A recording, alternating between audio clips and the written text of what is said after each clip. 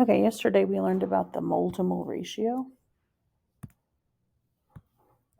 which comes from the coefficients in the balanced equation. And today what we're going to do is use the mole to mole ratio and what we already know about mole conversions to go from grams of one chemical to grams of another chemical. In order to do this, we must always first convert to moles. So you can't go from grams directly to grams. You have to go through the mole to do that. So to solve mass to mass or gram to gram calculations, we have to follow a series of steps in order for every problem that we solve. The first thing that we're going to do is make sure that we have a balanced reaction, because you can't do stoichiometry without that. So to begin, write out and balance the reaction.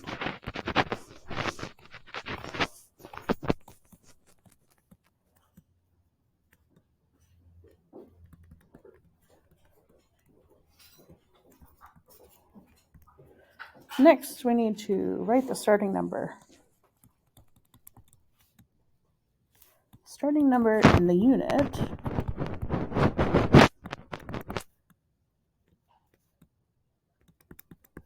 above the given chemical in the equation.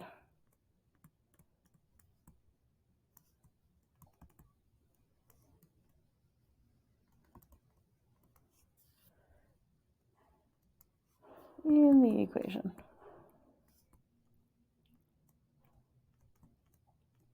Remember, when you're doing stoichiometry, just like when we did mole conversions, you must always start with the given value.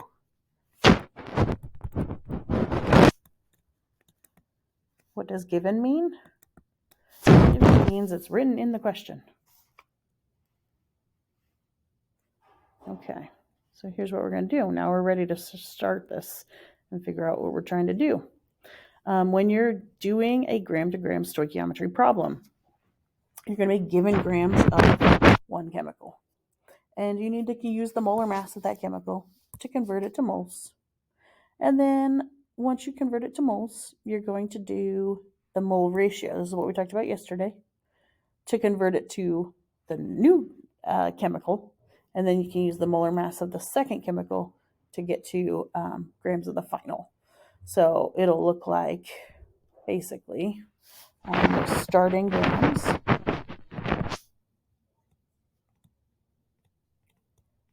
of chemical A. And that'll be the molar mass of chemical A over 1 mole A. And chemical A is like whatever the first chemical was that you started with. Because I have moles of A on top, it's going to be moles of A on the bottom. So the X means whatever it is in the balanced equation. So X moles of A, and on top will be X moles of B. And then the final step would be 1 mole of B. This is the molar mass step. And the molar mass of B. Of chemical B. Okay, so every single grams to grams stoichiometry problem is going to look exactly like this setup right here. Okay. All right.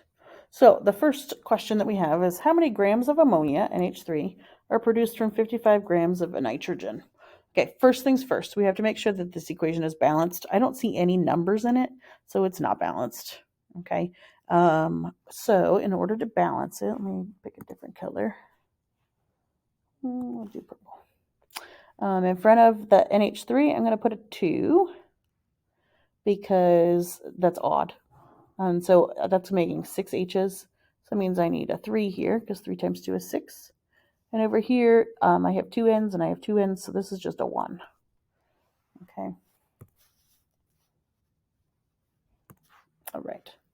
So how many grams of ammonia? So then I said in the thing up at the top, I said start by writing out in front, like I'm starting with 55 grams of N2. And I'm looking for how many grams of that. So if I write it above the chemical, it just makes it a little easier so I can remember what I'm doing.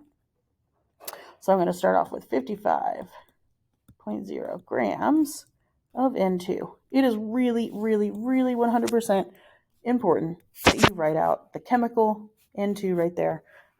If you don't write the chemical, one, I'm going to take off points, but two, you're just going to get yourself all confused. Okay. Up here, I said that the first step is to convert grams into moles. And so I said, hey, you're going to need the molar mass of whatever chemical A was. Chemical A is nitrogen N2. So if you look at your periodic table, you'll see that the molar mass for nitrogen, 1N is 14.01, which means that 2N's is 28.02. That's the molar mass. So I know, because I'm starting with grams of N2 on top, I need grams of N2 on the bottom. So I'm going to use my molar mass, 28.02 grams of N2. And I'm writing all of those grams that I'm writing N2. And on top I'm writing 1 mole N2. This is where it's different from our the conversion problems that we were doing before. I said you didn't have to write the chemical. Here we absolutely have to, because I need to make sure that everything is going to cancel out the way it's supposed to. Okay, now what's going to happen is I need to look and pay attention to my the coefficients in the balanced equation. So first step I did was this molar mass step. Now I'm going to do my mole ratio step. So this is what we looked at yesterday, which is the mole-mole conversions. I have moles of N2 on top, so I know I need moles of N2 on the bottom. I'm going to use my balanced equation here. How many moles of N2 are there? There's 1. So down here I'm going to write 1 mole N2. And on top of it, I'm going to write the chemical that I'm looking for. So in this, I'm looking for NH3. How many moles of NH3 are there? There are 2. So I'm going to write 2 moles NH3. And then my last step, the question says, how many grams? So I'm really looking for grams of NH3.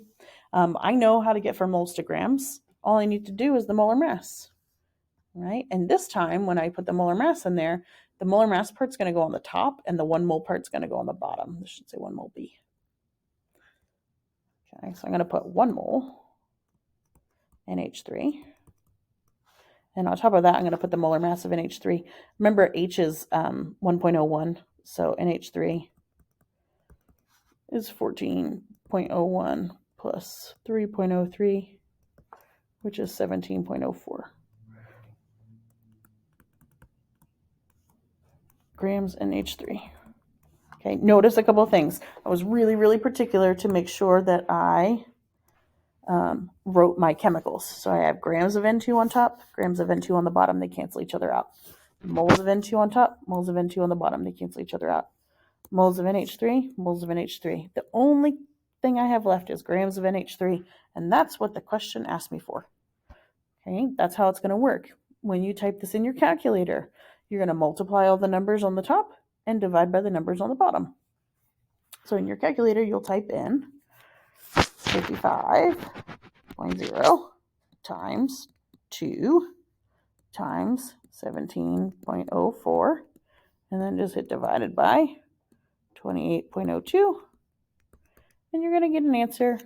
Then I think the answer is 66.9 grams of NH3. Double check me on that.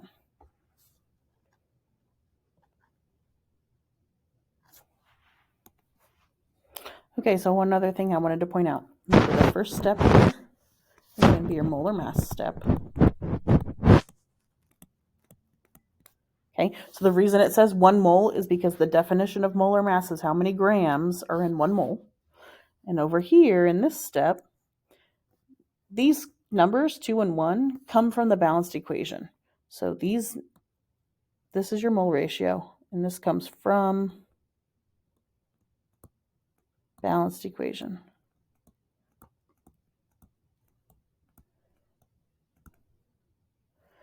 Okay, those numbers. This is the mole ratio. And then the last step, again, is going to be the molar mass of the second chemical. So I'm going to say molar mass A over here. Chemical A is nitrogen. Chemical B is NH3 ammonia. So this is the molar mass of B. Okay, every single time you do one of these grams to grams problems, it's going to look exactly the same. Okay. Take a paper, flip it over.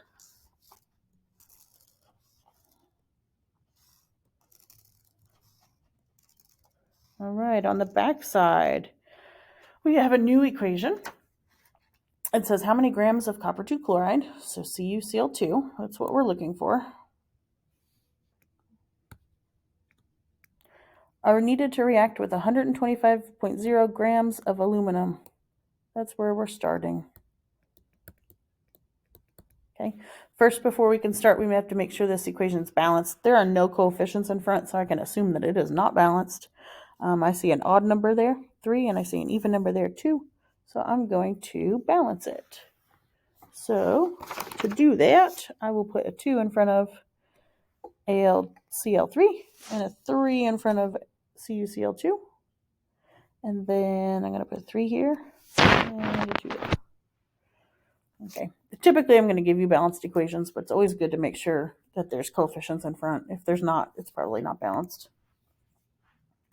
All right, we're going to start with the starting number. Always start with the given thing that's in the question. I know I have 125 grams of aluminum, and so I'm writing it just above there. And I'm looking for grams of CuCl2, which is this. Okay. So I'm going to write down 125 grams Al.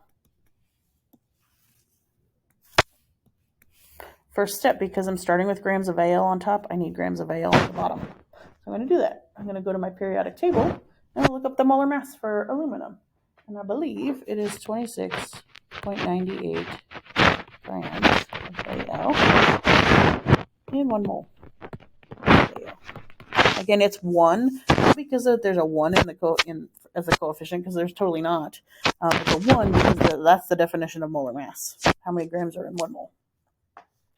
Okay. Next step, I need to use my mole ratio. I've got moles of Al on top, so I know I need moles of Al on the bottom, because what's on top goes on bottom. So I go up to my balanced equation. How many moles of Al are there? Well, Al is right here. There's a 2 in front, so I'm going to put that down here. 2 moles Al. And on top, I'm going to put what I'm looking for. In this question, I'm looking for CuCl2. CuCl2. So how many moles of CuCl2 are there? There are 3. So on top, I'm going to write 3 moles CuCl2. My last step, again, is going to be the molar mass. So first step, molar mass. Molar mass. This is my mole ratio. And the last step is going to be molar mass again. Okay, the first time we do molar mass, it goes on the bottom. The last time we do molar mass, it goes on the top. Because whatever you're looking for, grams of CuCl2, needs to go on top. So I'm going to use my periodic table. I need to add together the molar mass of CuCl2. Copper is not one that you might know off the top of your head, is 63.55. And chlorine is 35.45, but times 2, because there's 2 of them. So you grab your calculator. You can type that in. So I got 70.9 plus 63.55. And that together, their molar mass is 134.45. So I put that up here, 134.45 grams of CuCl2. Do not get lazy about writing your chemicals and your units. It is mandatory. If it's not there, I'm not marking it right. On the bottom, you're putting 1 mole CuCl2. Okay, you're going to multiply top numbers, divide by bottom. So in your calculator, here's how you're going to type it in. 125 times, we can ignore, if it says 1, you can ignore it, because anything times 1 is itself, right? Anything divided by 1 is still itself. So I'm going to ignore the ones. 125 times 3 times 134.45. And then there's 2 numbers on the bottom. We're going to divide by both of them. So you're going to type in divided by 26.98. And then you're going to type divided by 2. And then you hit the enter sign. And if you type it incorrectly, you should get 934.4 grams of CuCl2. That's a big number, but that's the answer. Okay. So same process every time. It's good to make sure your units cancel out. So I started with grams of aluminum on top, and I have grams of aluminum on the bottom. They canceled out. I have moles of aluminum on top, moles of aluminum on the bottom. They cancel out. Moles of CuCl2, moles of CuCl2. And then I'm left with grams of CuCl2, which is what I'm looking for in this question. And that's the answer. Okay, I'll do one more practice problem with you, and then I'm going to let you do the rest. The first one on your page says you have this chemical formula. I have Zn plus 2HCl yields H2 plus ZnCl2. It's already balanced for you. I did that. And so on your page, it says it starts with 91 grams of hydrochloric acid, HCl. So I'm going to start with 91 grams of HCl. So this is where I'm starting. And it asks how many grams of zinc. I'm looking for grams of zinc. This is what I'm looking for. So starting with HCl, first off, I need the molar mass for HCl. So I know it's going to be 1 mole HCl on top. And on the bottom, I'm going to put the molar mass for that. H is 1.01. Cl is 35.45. So it's 36.46 grams HCl. Okay. Next thing I'm going to do is to write my mole ratio. So I'm going to go to the balanced equation. I have 2 moles of HCl, so I write 2 moles HCl. And on top of it, I'm going to put what I'm looking for. I'm looking for zinc. There's only 1 mole of zinc there. And so I'm going to write that right there. Next step, I am doing the molar mass for zinc. I know it's 1 mole. And then I need my periodic table. And the molar mass for zinc is 65.39 grams of zinc. Oops. Zinc. Okay. You would type in your calculator, 91 times 1 times 1, but ignore that, 65.39